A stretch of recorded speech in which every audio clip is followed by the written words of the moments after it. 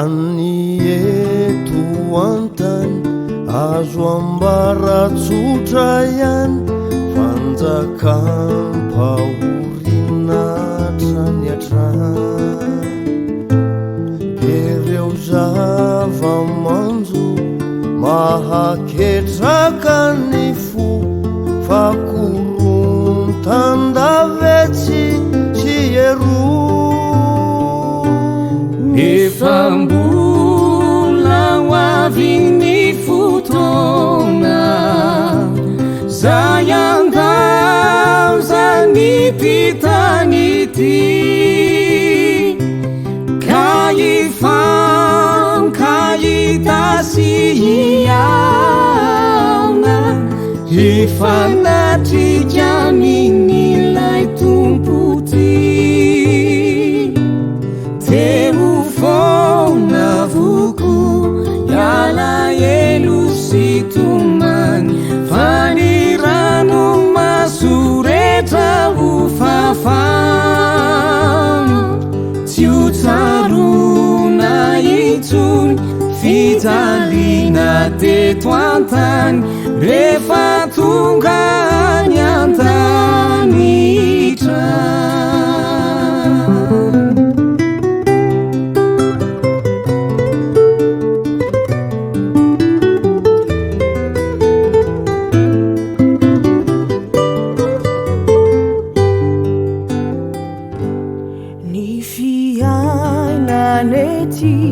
Timba misy niodori tsy aleve miaradimy fankati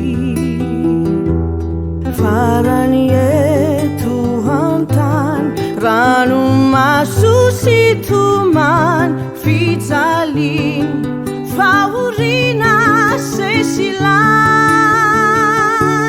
svaino ilay fiaina fiainana ho andalisa ka ny fahorina sisintsony fa iadana sy ho finarisa de ho foana voko ny alahelo sy tomany fanirano masoretra ho fafany tsy ho tsarona intsony fijaliana teto antany rehefa tonga ny andanitra